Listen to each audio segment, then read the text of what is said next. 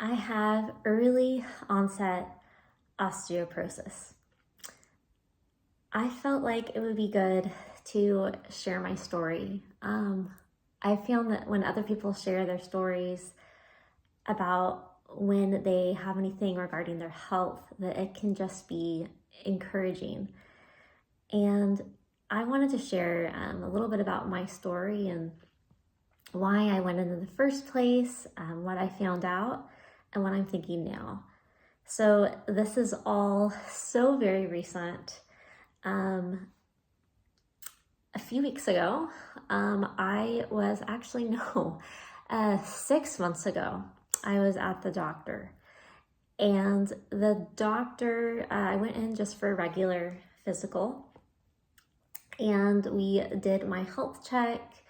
I have 5 babies, and I had told her that my period was a little bit off, but that's normal for me since I have been nursing.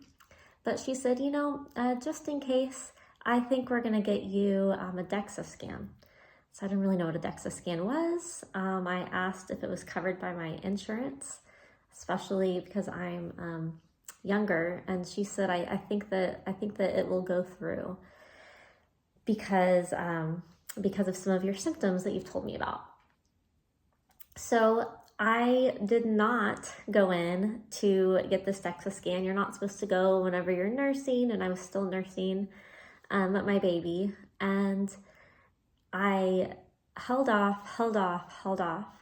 And then I stopped nursing, and I thought, oh, just in case I get pregnant again, I should get a mammogram.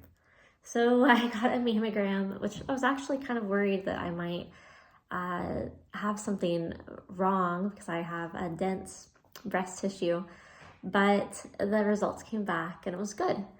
I waited a few weeks later. We were trying to get pregnant, and it's tricky because you can't go in to get a DEXA scan because it's an x-ray whenever you're pregnant. So they say to do this whenever you know that you're not pregnant. Normally, I always get pregnant. This would be our 6th baby, but I did not get pregnant. I did not get pregnant again. And so I thought, well, since I haven't gotten pregnant yet, I will go ahead and get a DEXA scan. So I went in, this was last Wednesday, to get a DEXA scan. And the whole process was actually a lot easier than I thought. I didn't know if it was going to be like an MRI. I'm only 38 years old again, and so this was a new procedure to me, but they said I could wear my jeans. They took a picture of my hips. They took a picture of my spine. And then on Friday, I received an email that said that I had osteopenia. And I was, my T-score is, I guess, how they figure out how severe it is. But they found that I am just borderline have osteoporosis, almost there. In fact, when I first read that, I was confused. I didn't know what to think. So I couldn't get a hold of my doctor right away because it was after 5 o'clock and it's hard to contact doctors. So I did what any person, I guess, in 2025 that just figured out this new AI technology does. And I checked ChatGPT. And so I asked ChatGPT like what these T numbers mean, knowing that a doctor might have more accurate information, but I just needed information. I just wanted to know, could it give me anything? And as I started getting responses back, I asked more and more information, and I said, what if I do not make any lifestyle changes? And it said that you will get osteoporosis within 1 to 3 years. So that's a pretty big thing. So I decided that while I waited for my doctor, I would continue researching. I know that one thing I need to do is take vitamin D, calcium, weight-bearing activities. And I started to try to look into different studies. I see some studies say they're supposed to do a high weightlifting, and others say to be very light because you have to worry about your bones. So it kind of got me on this circuit. And at that point, I think I was a little bit in shock. Most people don't have bones like this until they're in their 70s. And I'm 38. I have 5 children. It didn't shake me up at first, but as I started thinking more about it, there's just this balance of being a little bit scared that you are getting old at a younger age, but also just not knowing if you're going to be around to see your grandchildren or to keep on engaging in activities. The thing that you really want to be careful with osteoporosis is falls. And so things like ice skating, I should probably not do. I just took the kids ice skating for the first time. But you know, what's really amazing about being a Christian is the faith that I have and the hope and the comfort it's given me. As I was praying about this, and as I've kind of gone through ups and downs, it's incredible to turn to thankfulness. And as I was praying, I realized, wow, if I had gotten pregnant in the past 2 months, I would have never had this DEXA exam. And I would have gone another 2 years, because you can't take it while pregnant. You can't take DEXA exam while pregnant, and you can't take it while nursing. And so I would have had to wait another 2 years. And as I mentioned earlier, that would mean that I would definitely have osteoporosis by the time I would have another baby. Now, this raises so many things. Do I have another baby? A big thing about having babies and about especially the 3rd trimester in nursing that I found in my research is that you lose a lot of calcium and vitamin D as it goes to the baby, and that relates to your bone health, and so that increases it. So it's a really complicated choice and decision to try to go through to try to figure out if it's something that we still want to pursue. Do we still want to try for another baby, or do we feel like God is telling us this is a closed door? So just there have been a lot of prayers. My husband has been incredibly supportive, and I am so grateful for his support. And that's another thing that God has really reminded me of, is how fortunate I am to have people that love me. And I know that this is not something I have to go through on my own. We will all age.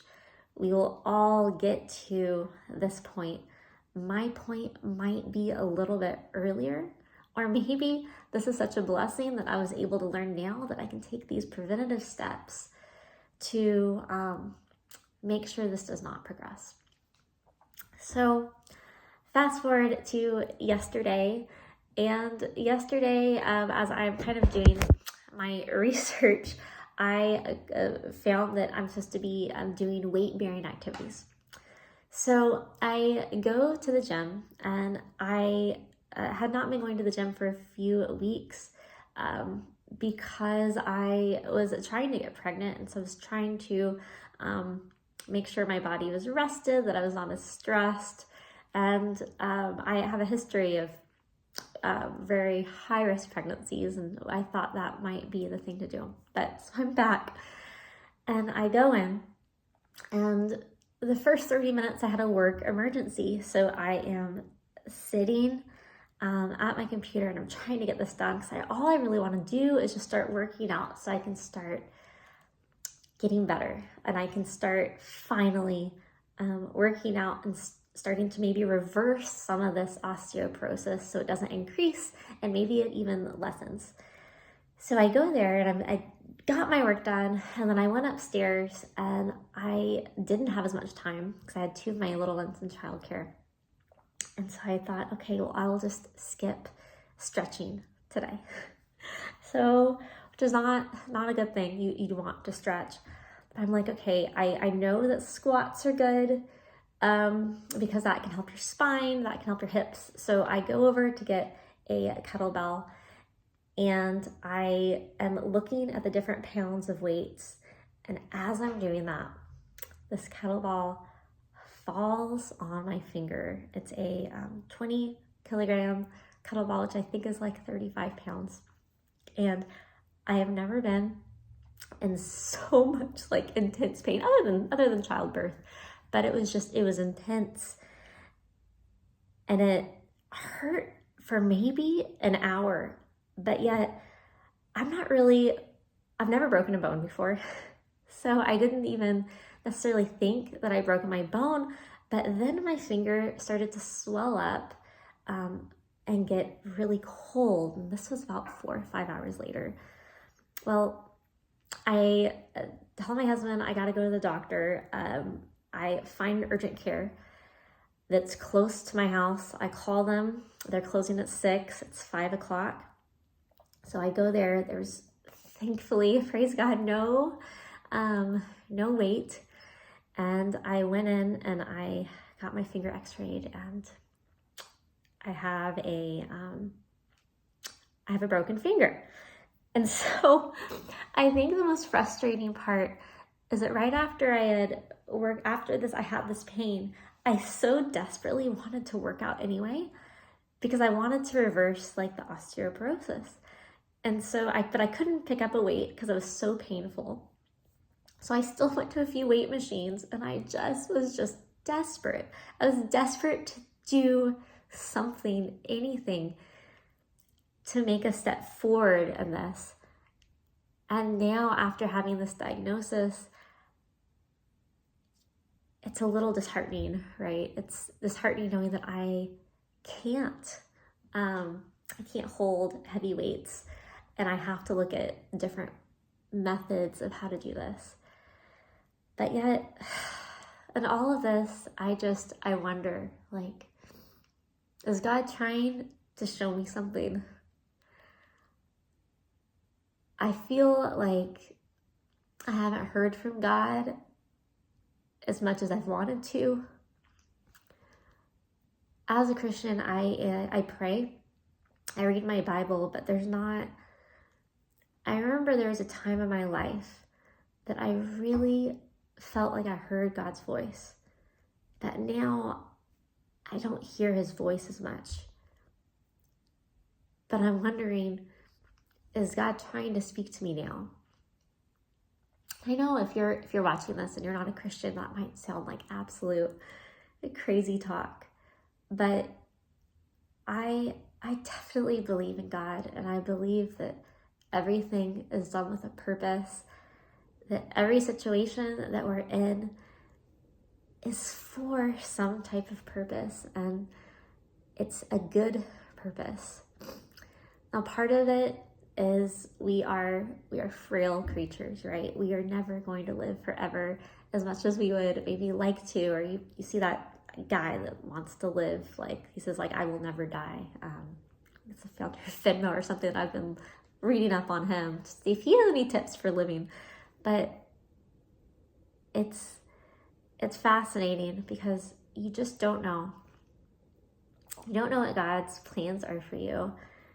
And if you're watching this video today, I hope this encourages you that you're not alone, and whatever you're going through, whether it's an injury, whether it's in health, whether it is marital issues with a spouse, that sometimes we are in these situations, these very hard situations, and in these situations, God so often grows us, it grows our character, it makes us more resilient. And I know that just as He will make me more resilient, that He will do the same thing with you, that He will give you more faith and more hope.